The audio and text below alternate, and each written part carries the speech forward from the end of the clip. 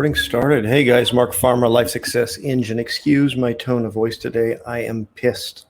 But before we get into that, start with first things first. If you like today's broadcast, would you like it below? Please add in some comments. I do far better having an actual conversation with two-way. This is one way, me to you, and I'd really rather have a conversation. So please contribute to the comments below. And if you would subscribe, you'll be notified of further broadcasts moving forward. But I am pissed.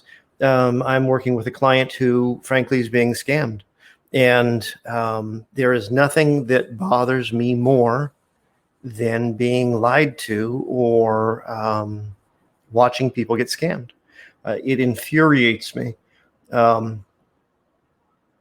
It comes, I know where it comes from. It came from a place in my life where there have been times that I have been lied to about huge, profound things.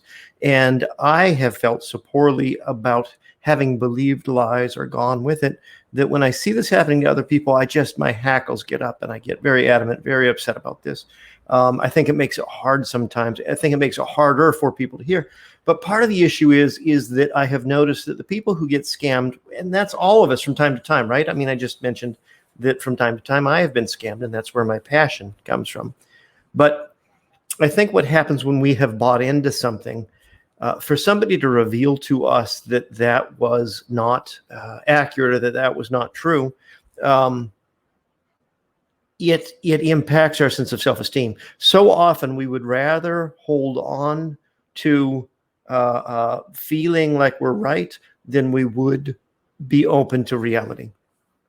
We'd rather be right than we would be successful. We'd rather be right than acknowledge that we were wrong and there's a different way or a better way or a different way to do things. I'm thinking about a woman that I had dated at one point, and I should probably use a different name. But long after she and I had stopped dating, we remained friends. We got together for a brunch. And she would ask about my dating. I'd ask about hers, how things were going after we had decided to stop. And eventually she said, "Oh, I met someone. I was so happy for her." And let's use the fake name, Carrie. "Carrie, I'm so happy. Tell me about this man." And so she would tell me about this guy, that he was so nice and kind, and they would talk for hours online. And it gradually occurred to me that she had not met him. "Carrie, have you met this man?" "No, I haven't met him. He's in the Philippines for work." And immediately, most people who know me know that I did online dating for a long time. I did a lot of dating and look forward to doing some web episodes about dating in the future. But online dating, red flags go off when somebody's talking to you from 1,000 miles away that you can never actually meet to find out if they're real. And I said, "Carrie, oh, you haven't met this person?" "No, I haven't met him, but he's so sweet." I said, "Carrie, just don't ever," I don't even know why I said it, "just don't give him money. Just don't ever give her money." She said, "Well, I already did." I was like, "Carrie, but then tell me how much money you gave." She says, No, you don't understand. He's over in the Philippines. He's American. He's coming back. He's just over there doing a job." I was like, "No, Carrie, this is a traditional dating scam. How much money have you given him?" I don't honestly remember, but I know that it was in 5 figures. It was $10,000 or $12,000. He had given her a sob story. She had given it. But here's the point of the story, right? We can go on the online dating side of things, and I would be more than happy to talk about that in a later. Here's the thing that blew me away. She was immediately adamant and sick to her stomach, and she didn't want to hear anymore. And I said, "Carrie, you're never going to get your money back." And she was angry at me. I cared about her, and so a couple of weeks later, I gave her a call up to find out what was going on. She wanted to let me know that I was wrong, that he was, in fact, coming back that weekend. He was going to come back at Saturday. And I was so confident of what I knew after the story she had told me. They said, "Carrie, he's not coming back." No, she said, you don't know. And so I waited 2 days, and I gave her a call. And she said, oh, he had problems with his tickets. He couldn't come back. And I said, "I'm so sorry, Carrie. Please just don't give him any more money and know that he's a scammer. And I'm sorry, you're just not going to get your money back." It was the end of the friendship. she would rather not face me and have to own up to the mistake that she had made rather than look the lie in the face and be able to admit to it and be able to move on with it. Folks, if you're not able to admit the lie out loud, if you have to hide it, protect it, run from it, not talk about it, ask your friends not to talk about it, then you are still in a place where you're gullible and you are more likely to be scammed because you can't acknowledge that you bought into a lie. But I see this time and time again. I've got a client that has been given some really poor advice that is going to end up costing her thousands of dollars, if not tens or hundreds of thousands of dollars, or over the course of the next few years. And the problem is, Mike, oftentimes when we're so confident, there's no room for anyone to tell us anything different. We'd rather be sure than we would be successful. And I wanted to bring this to you and ask you, one of the principles of Life Success Engine is to test your perceived certainties. Look, I get it. The way that we operate in this world, we have to be sure of some things. Driving down the road, you have to be fairly confident the car on the other side isn't going to come across the center line and smash into you. We would never get anywhere if we didn't have that confidence. So it is not inhuman or wrong that you have perceptions. We all have to. It's not inhuman or wrong that you might depend on or rely on your perceptions. We have to. That's the only way that we navigate forward. And it is wholly inefficient and time and resource intensive. I'm talking about mental resources to question your thoughts, beliefs, and perceptions.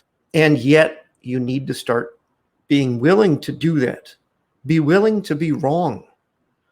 There are faster and easier ways to accomplish nearly every success that you want. And all of us will start down a path of believing that this is the way that things are and later come to the realization that it wasn't that way at all. That's starting a business. That's getting into a relationship. That's making friends. That's trying to drive and find some place off of Google Maps and thinking that you know the way and taking a turn and realizing you don't know the way, or there's road construction, or that's not going to get you there as fast. And another way, be willing to be wrong. Be willing to start testing your perceived certainties. And the way to do this, look, all of us get frustrated when we're told that you don't know. But the minute, and I want it to be a red flag in your mind, when somebody says, oh, you're wrong, or you don't know what you're talking about, rather than instantly defend your perceived certainty, ask the person, why do you say that?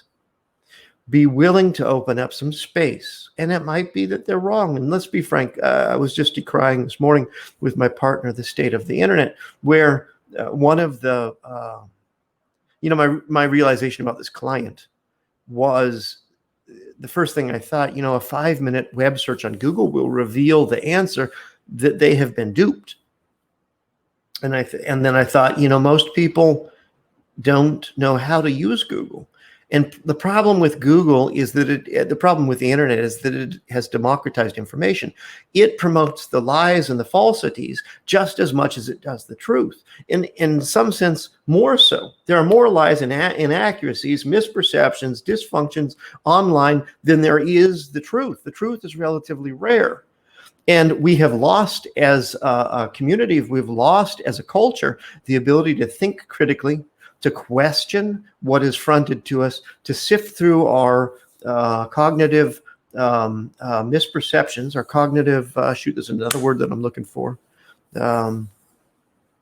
end up just projecting. We look for information that agrees with what we already think, and we disregard the rest. We've lost the ability to think critically. Be willing to be wrong. Be willing to sift out what you assume is true and test it. This works both ways.